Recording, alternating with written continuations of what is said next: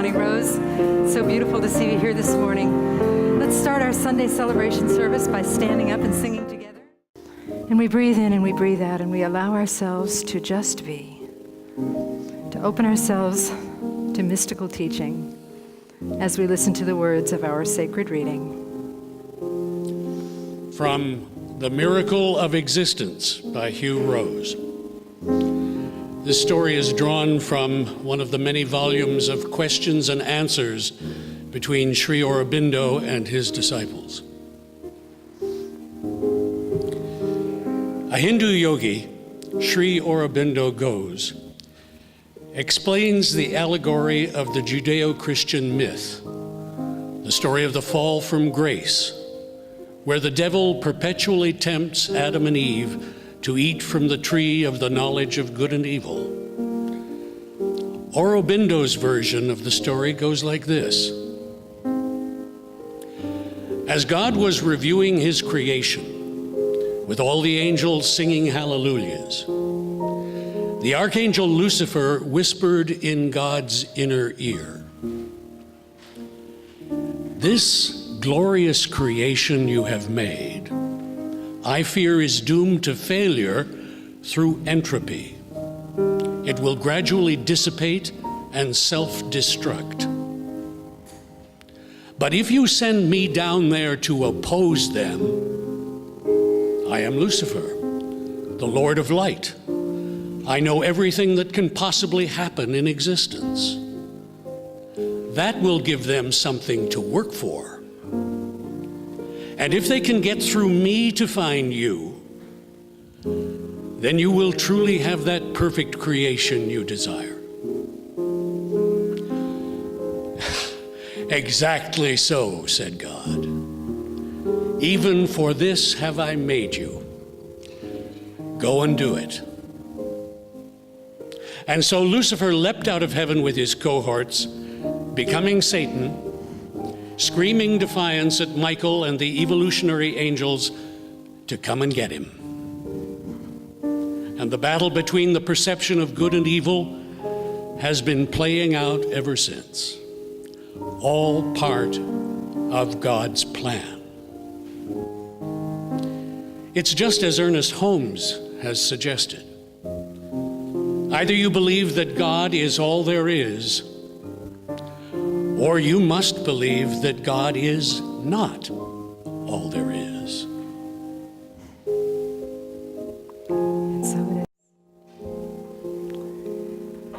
And so in this church, we believe that God is all there is, in case there's any doubt in anybody's mind. God is in the darkness and the light and the joy and the sorrow, in everything. So whatever it is that you brought in with you today, just know that that's part of God too, that maybe that's what led you here. Maybe that's what opened your heart to try something new or different, or to be more vulnerable, more intimate with the divine. And let us hold all of that tenderly as we sing our next chant, "I am remembering who I am." Knowing that I am is the name of spirit, it is the name of love, and that we are that right here and right now. We know it for ourselves, we know it for every single person in this room, and we reach out beyond the boundaries of this church to embrace the entire universe with the I am presence, because the entire universe is I am, and so it is. Let us sing. I give you Stuart Ambrose.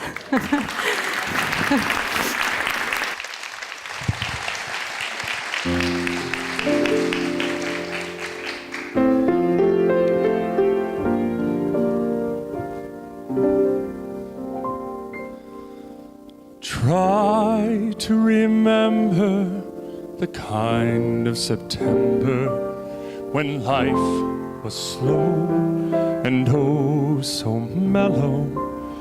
Try to remember the kind of September when grass was green and grain was yellow. Try to remember the kind of September when you were a tender and callow fellow. Try to remember, and if you remember, and follow.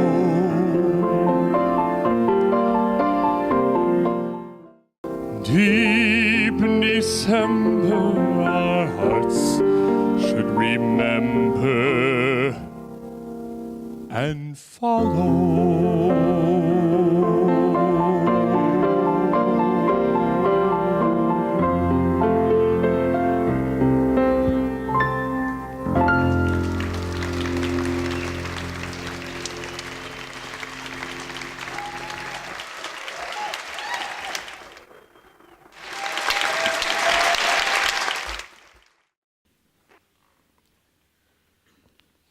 All right, I'd like to blame Stuart Ambrose and Hugh Rose for these tears, for rendering me speechless. But I'll manage, find a way.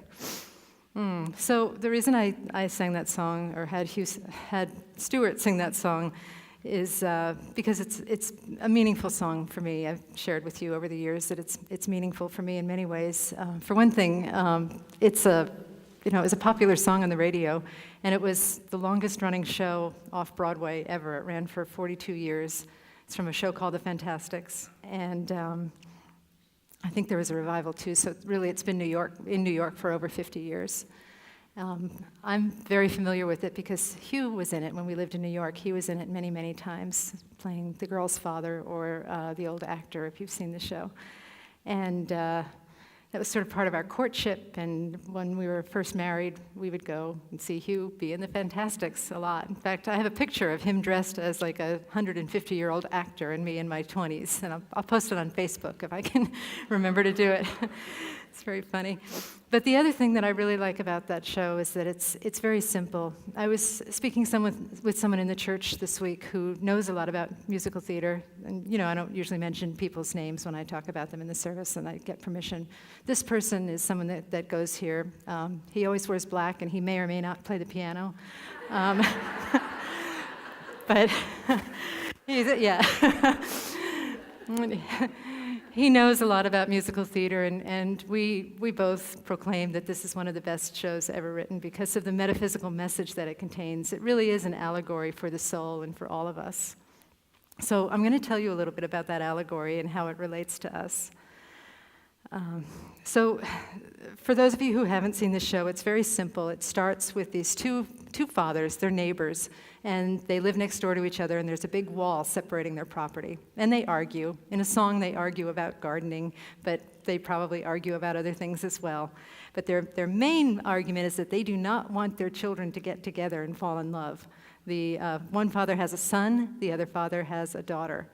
And because they have told their children not to get together and fall in love, what do the children do? Of course, they get together and they fall in love. We learn secretly that the fathers wanted that all along, and they orchestrated an elaborate plot to get the children together, and they get together, they fall in love. It's the end of Act 1, everyone is happy, the fathers tear down the wall, everybody's singing their heads off, and then El Gallo, the one who sings over there, the one who sings Try to Remember at the beginning of the show, he comes back and he says, wait a minute, this is just the end of Act 1. Act 2 is coming as well. Now let me pause with you for just a moment and see if you can relate to this at all. Have you ever had some type of an aspiration, like a great job that you want to get? Or maybe you want a relationship, or maybe you want to get married, or maybe you want to have a child, or get a puppy or something. And you get it. You do the spiritual work and you get it, and you manifest this wonderful thing in your life, like a marriage, like a great job, like a child, like a puppy. And then there's this moment of feeling like, wow, I got that.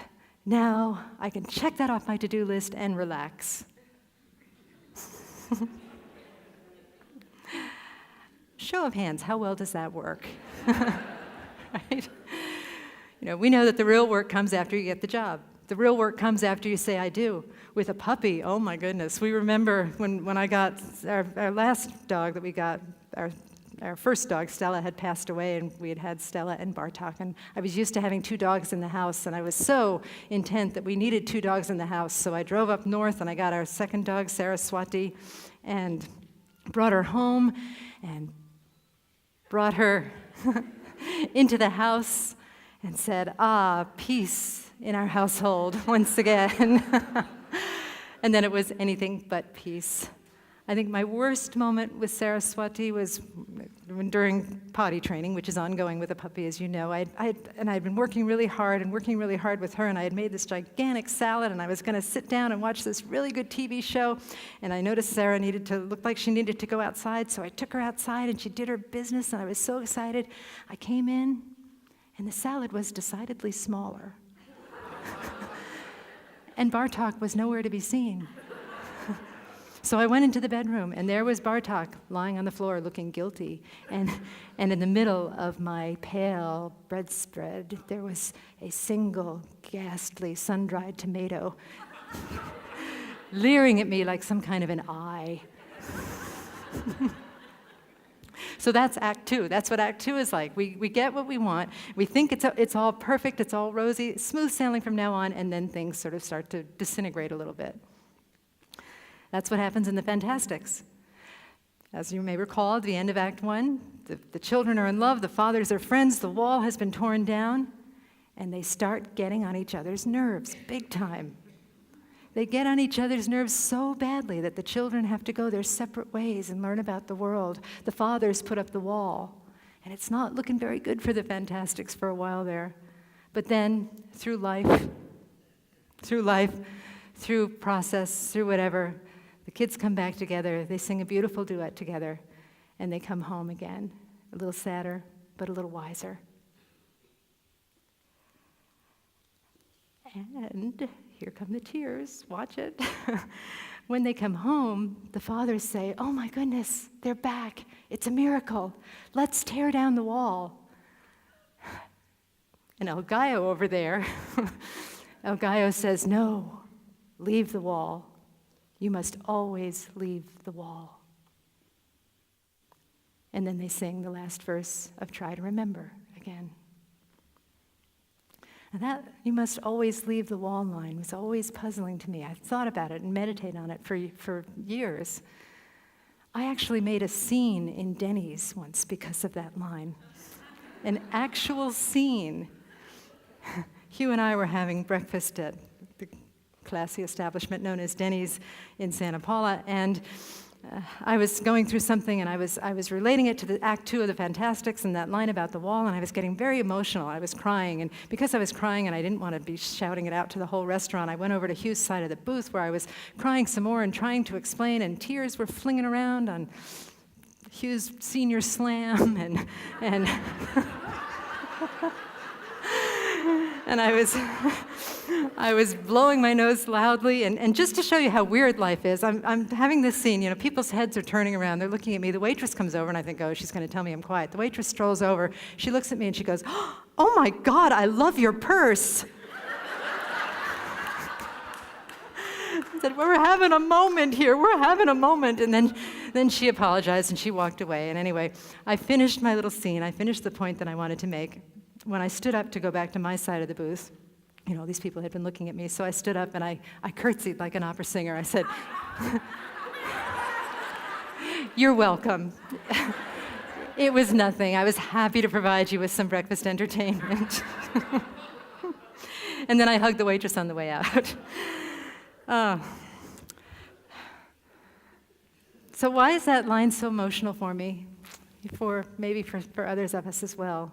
Leave the wall. You must always leave the wall. I think it's a statement about the meaning of existence and the meaning of duality and non-duality.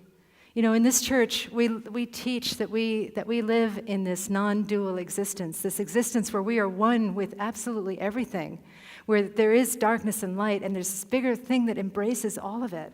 That we are one with joy and with sorrow, that we are one with grace and the opposite of grace, and that there is this incredible beingness that we experience when we are part of that and when we are aware and awakened to that non-dual existence. But leaving the wall, what if our appreciation of non-duality rests on the fact that we have the appearance of duality? What if the appearance of duality is essential to the grander experience of non-duality? What if we need darkness in order to provide contrast to the light, sorrow in order to provide contrast to the joy? What if, as it says in the song, without a hurt, the heart is hollow? What if all of this is for us, is for our enrichment, is for filling our heart? Hence the name of this talk is A Full Heart. So don't take down the wall. Leave the wall. Leave the wall, but perhaps learn to see the wall and then see through it. What are some of our walls? Well, one of the biggest walls, one of the biggest driving factors of behavior is fear of death. That's one of the reasons we're having Tim Braun come to the center. Tim Braun wrote this book called Life and Death. It's about grieving. And he's a medium. He speaks to deceased people. He can cross the veil. He can see through the transparency of this wall that we call death.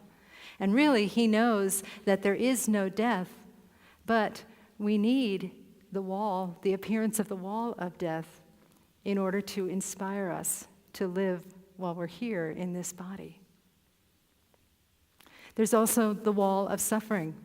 In Tim's book, he talks a lot about his spiritual background. He was raised a devout Catholic, and he said his family was very strict, and they had to go to Mass many, many times, and there was many, many things, many words that are forbidden in their house. I'm looking to see if there are any children in here.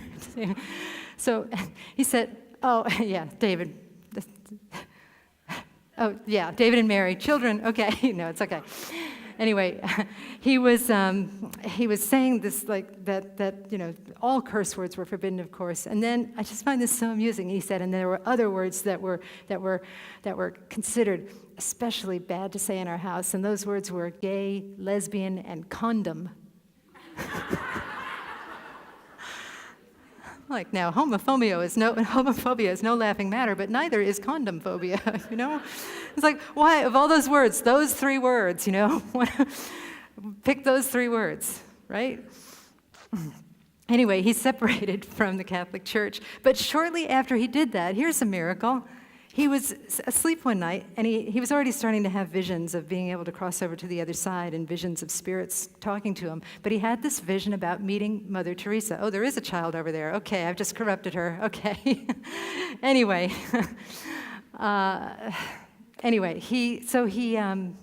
He had this vision of being with Mother Teresa. And he woke up, and he knew that was going to be one of his missions, one of the things that he would do in his life. Next thing you know, he's looking through the yellow pages, looking for Mother Teresa in the yellow pages, some reference. And he found this place right around the corner from where he lives called the Brothers of Mother Teresa. So he went over to see the Brothers of Mother Teresa. He sat down and he talked with them, and they said, "You want to go to India, don't you? You want to go to Calcutta and serve with Mother Teresa." And he did. He did. So he did. He packed a bag and he went with the Brothers of Mother Teresa to meet with Mother Teresa, and he met with her and he prayed with her and he meditated with her, and he stood side by side with her as she served, and he served with her. And one of the walls that he saw through was this wall of suffering. We see the suffering in the world. We see where it is. We see what it is. We can't see through it. But somehow he said that Mother Teresa, through the power of her unconditional love and putting that unconditional love into action, she was able to see through the wall of suffering. Not only was she able to see through the wall of suffering, she was able to see through the wall of religious differences and racial differences and gender differences and sexual orientation differences. She was able to see through all of those walls that we put up, right? So in terms of the wall of suffering, yes, we see through it, and yet it's important that wall of suffering is there, because suffering, the perception of suffering, provides us with the opportunity to cultivate deep compassion, compassion that is made deeper by the capacity for suffering. There's one other wall that I want to talk about, and that's a wall that's a little harder to see. Death is kind of easy to see. Suffering is often easy to see, even though we may have questions about it. This is the wall of the perception of our own flawed nature. Many of us grew up in tragic churches, I call them, where we were told that we were sinners, that we were worthless sinners. And some of us still carry that baggage around with us of feeling worthless or feeling sinful or feeling inadequate. That's a mighty wall. That's a mighty wall that we carry with us, that we carry on our back, that is hard to see through. But in speaking with another congregant this week, he quoted this book to me that said, "What if just for a few minutes you could believe that there is absolutely nothing wrong with you? What if you could believe that you're not a sinner? Even if you know the right words, if you go to this church and we know that we tell ourselves that we're not sinners, that we are powerful and beautiful and whole and complete. And what if you could know that everything that you've been calling flawed or unworthy about you is really, truly part of your perfection? What if? Is it possible? I believe it is. It's possible because that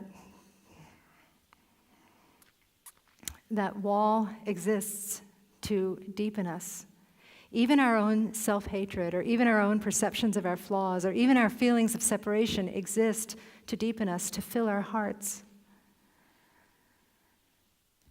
It is said that our strength is made perfect by weakness. And it's like in the 12 steps, when people acknowledge that they are powerless over their addictions, and as soon as we acknowledge that we are powerless, we suddenly become powerful. It's like how in the song it said, "Without a hurt, the heart is hollow." Without our imperfections, our perfection is shallow. Our perfection is not just doing this right thing over here that feels like the whole world thinks that this is right. Our perfection embraces all of it, the whole spectrum. We were made that way. In the story that Hugh told about Aurobindo, it refers to the fall from grace, which is the Judeo-Christian story about Adam and Eve. And Adam and Eve ate from the tree of knowledge of good and evil, which to me means that they learned about non-duality. They learned about duality. They started to see the world as dualistic. The knowledge of good and evil as two equal powers, is dualism, right? They ate from that tree, and then they were cast out of the garden. And in Sri Aurobindo's story, there's this God celebrating itself and loving its creation. And let's make this really personal and imagine yourself as a tiny baby. Wasn't that God loving itself and celebrating itself and making this beautiful creation? If you've watched babies, or maybe you remember your own self as a baby, you know that a baby doesn't complain about its chubby thighs or its little toothless smile, that a baby can spend an hour contemplating its toes and say like, wow, toes. Mine are pretty cool today too. I'm wearing really sassy nail polish. But toes, wow. Or if a baby looks in the mirror, it's not like, oh, where are the wrinkles? Where am I fat? Ooh, need a little work done, right? No, a baby looks in the mirror and is like, look at that. Oh my, what, that's amazing. Look at that baby. Oh my goodness. That's God celebrating its creation. Then what about that part about Lucifer? I don't mean to imply that our babies become demon-possessed, but there is something that happens in the growing up process. In the growing up process where our brains change. Our brains, through necessity, through God's will, through the plan of the process known as God, our brains change, and we start to sort, and we start to categorize, and we start to judge, and we start to feel separate. We start to say that this is good and this is bad. We move into a dualistic frame of reference, and that is somehow essential to our survival at times, right? But all of that moving into that dualistic frame of reference, again, exists as a wall so that we can see through it, and that once again, we can realize that everything that we are naming in ourselves as an imperfection is truly part of perfection. Again, without the imperfection, the perfection that we experience is shallow. Does that make sense? Are you feeling that? Did somebody say no? Okay. Sometimes these metaphysical principles that are particularly non-duality that are a little hard to get your brain around. It's not really a concept that the brain can grasp. It's more of a heart and being concept. Sometimes they're served better by an example. So I'll give you an example of one of my walls, one of my recent walls, and how I was able to see through it and experience the perfection of my imperfections. So let's see, how do I say this without making myself look too bad? Let's back way up. When I first started taking charge of this church, being the minister of this church, it was quite a struggle at first, and I was seeing a minister coach, and she was a psychic, and I would call her on the phone, and we would talk, and she would tell me, what I needed to do. And one of the things that she said to me was, "Reverend Bonnie, you have got to stop rolling your eyes at people." And I said, "I do not roll my eyes at people." She said, "You're doing it now, aren't you?" I'm like, yeah, kind of. So I've worked on that over the years. I've worked on eye rolling and sarcasm and like that. But sometimes it sneaks up when I get a little stressed. You may have noticed, perhaps. And I'm going to tell a story about a church member. She knows who she is, so it's not you unless I've talked to you. Of course, it may have been you, and I'm not aware of it, but feel free to tell me afterwards. So last weekend was really busy because we had Anita Morjani come, and it was a big event and lots of work, and then the Sunday was quite busy, and I needed to get out of the church to get to the Morjani's hotel room to bring them back to Redondo Beach, and I knew it was going to be another very long day for me. And I'm strutting around getting my stuff done, trying to get into my driving clothes, and a church member came up to me and she asked me a question, and I was sarcastic with her. Now, it's not like she asked me to explain quantum physics or the meaning of good and evil in the world. She asked me for somebody's address. She asked me for an address, okay, and I didn't know it, and so I felt a little inadequate, so I responded with sarcasm. I rolled my eyes, and I said something sort of sarcastic, and then I went and sat down at the computer and got the address for her. Annette was out too, so that, it was just a whole perfect storm of eye rolling. So I've completed the day and finished it, and then meditating the next day, I was thinking about that and thinking, that is not really who I want to be. I don't really want to be an eye roller. This person meant no harm. She was just asking me a simple question. She didn't know that I was busy or stressed, or she might have, but that doesn't matter. I don't want to be that person. So in my meditation, I got, you have to apologize to her. You have to call her up and apologize her. I'm like, can't I send an email or a text, And it's not like I slapped her. I just rolled my eyes and was sarcastic, No, you have to make a phone call. This is about connection. This is about heart connection. You have to make a phone call. You have to apologize. So I was looking at that wall of not wanting to apologize. And in looking at that wall, I saw that my wall had walls. Has that ever happened to you? Your wall has walls? Because in looking at why I did not want to apologize, first of all, when you apologize, that's an admission of guilt, right? That was an admission that I had done something wrong. And if I've done something wrong, then that produces shame. I'm ashamed of doing something wrong. And then there's also that projection of, what will she think? Well, maybe she thought it was okay, or maybe she'll have another big story about some other way that I've wronged her. Fear, right? So all of these walls, having walls. And the only way that I could see through it was just to continue to sink into my heart space and continue to say, no, do the right thing, do the loving thing, do the compassionate thing, do the thing with integrity, give her a call. It's not going to kill you. Give her a damn call, okay? And so I did. And if you knew who this person was, you'd be like, you are so ridiculous, Bonnie. It's one of the nicest people in the world. So I called her. We had a lovely chat about it, and all forgiveness all over the place. It was just beautiful. I texted her again to ask if I could talk about this in church, and she said yes, and more love. So seeing through that wall brought us both, I'm assuming, into this place of heartfelt wonder, of heartfelt connection, into this place of grace. But we got to this place of grace that was deeper because she asked me a question that I didn't want to hear. I felt something that I didn't want to feel. I rolled my eyes and behaved inappropriately.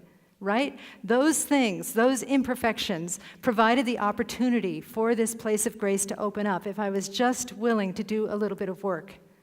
That's the point that I'm making. So anything that happens in your life, whether you love it, whether you hate it, whether you're acting like a total jerk, or whether you're struggling with addiction, or whether you're struggling with a relationship and you're not acting like the spiritual person that you know you are, everything that happens is an opportunity to do this kind of work, to do the work of compassion, to do the work of seeing through the wall, and doing the work of knowing that really it's all one. Everything belongs at the table in the kingdom of heaven on earth, which takes place in you.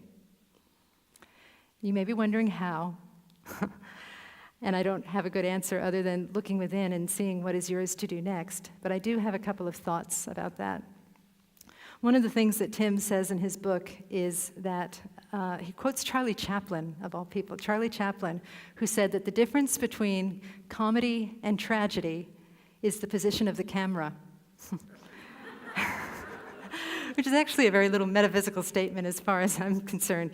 You know, he said that tragedy is a close-up, and comedy, you step back, and you can see it from a farther distance, and it's funnier that way. If somebody falls down next to you, you're immediately concerned. You want to pick them up. You want to help them. If you see somebody fall across the street and they are obviously not hurt, it's kind of hilarious sometimes, right? Okay.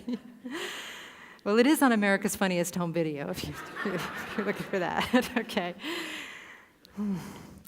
So I think that this idea of recognizing that the wall is there, but that we're there to see through the wall, and that we live in a non-dualistic world where dualism is essential to our appreciation of non-dualism. I think all of that kind of automatically helps us step back just a little bit. And when we step back, I think that we can look at ourselves and see if we're looking at our own flaws or our own shortcomings, or even some of us might call them sins, the things that we think are wrong with us. We can see if we're looking at them with condemnation. Just said that word again. But I put nation on the end of it, so it's okay. I'm sorry, Stuart. Okay. We can see if we're looking at it with that word, with criticism, let's say that, with criticism. We can see if we're being critical. And one thing that I've found is really helpful, whether you're criticizing yourself or somebody else, is to take a breath, to take a moment, to step back even further, and see if we can turn that criticism into curiosity. Turn it into curiosity without attachment to what the answer is. Just, wow, why did I do that? Why was I acting like such a weirdo when I was trying not to make that apology call? It's only so-and-so, for God's sake. What's she going to do? You know, just look at that. Just look at that and see what's coming up in terms of curiosity. Be curious and be open to the answer. And then what I found is when I approach from a place of curiosity, the natural effect of that is compassion. The understanding that we're all doing the best we can, and that we're all trying really hard to be good. Every single one of us wants to be good. Every single one of us wants to be thought of as a good person. And we're all trying to get that in one way or another. Some of us are going about it in sort of strange ways. You know, that's the source of a lot of our defensiveness and our fear. We're trying to be good. We're trying to defend and protect what we think someone's criticizing in us. Every single one of us is trying to be good. And we have compassion for that. And then we have compassion for that person out there who may not be acting like that's a good person, right? You know, I had the experience recently. I'm going to stop soon because we need to end on time today. But I had the experience of running a stop sign. I don't do that kind of thing very often, but I was literally coming from somebody's deathbed, and I was so preoccupied that I ran a stop sign. There was a man that saw me do it, and he followed me home in his huge, muscle truck. I got out of my car to go into my front house, and he got out of his truck and stood on my front lawn and started yelling at me about running a stop sign. And it was a bit intimidating, but just because of this work of stepping back and curiosity, you know, first, of course, I was denying it. Then I really wanted him to know that I really, most of the time, am a very good driver. So I was protecting all of that, but just stepping back, it just got to the point where I was like, you know, the appropriate response here is, I'm sorry. I'm sorry. I'll try and be more careful. And in that instant, I saw that he was in pain too. And I saw that he was worthy of respect as I was worthy of respect. Even though he wasn't really relating to me in a respectful manner, I could turn that around by respecting him. So that's how it works. That's how it works. And every single one of us will have many, many, many, many, many opportunities to practice. But the good news is that we have a place like this to support us in seeing through those walls, in recognizing without a hurt, the heart is hollow, in recognizing that without imperfection, our perfection is shallow. And if we forget, we'll help each other to try to remember. Let's do that now. Let us pray.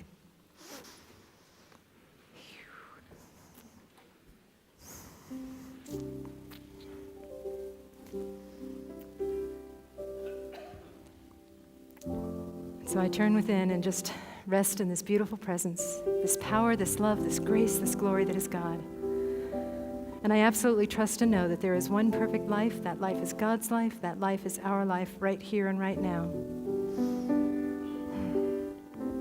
I know that that life belongs to each of us, and that it is the love that expresses through each of us, that it is the joy and the sorrow and the darkness and the light and all of it in this beautiful non-dual existence.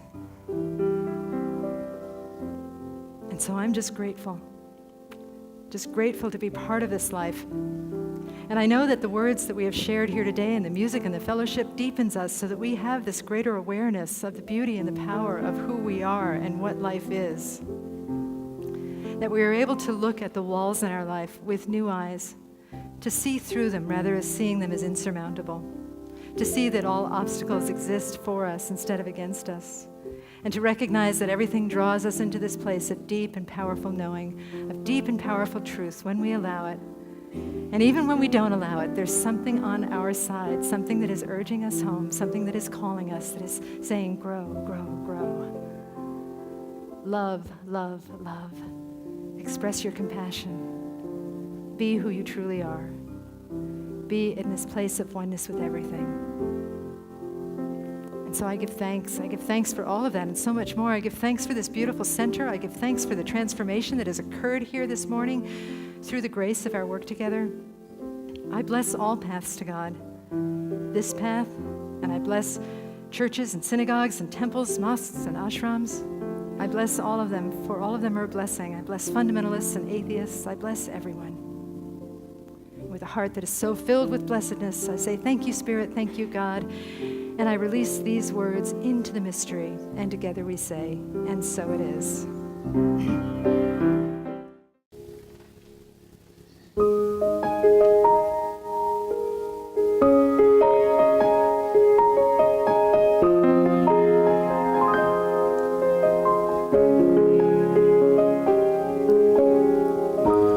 Somebody's down to their last dime. Somebody's running out of time. Not too far from here. Somebody's got nowhere else to go. And somebody needs a little hope. Not too far from here. And I may not know the name, but I'm praying just the same, that you'll use me, God, to wipe away a tear. 'Cause someone is crying not too far from here. Please repeat after me. I am held in Spirit's holiness, divinely guided by wisdom, courage, and love. I am always connected. I see God in everything. I create joy on earth as I share my blessings. Thank you for my life. And so it is.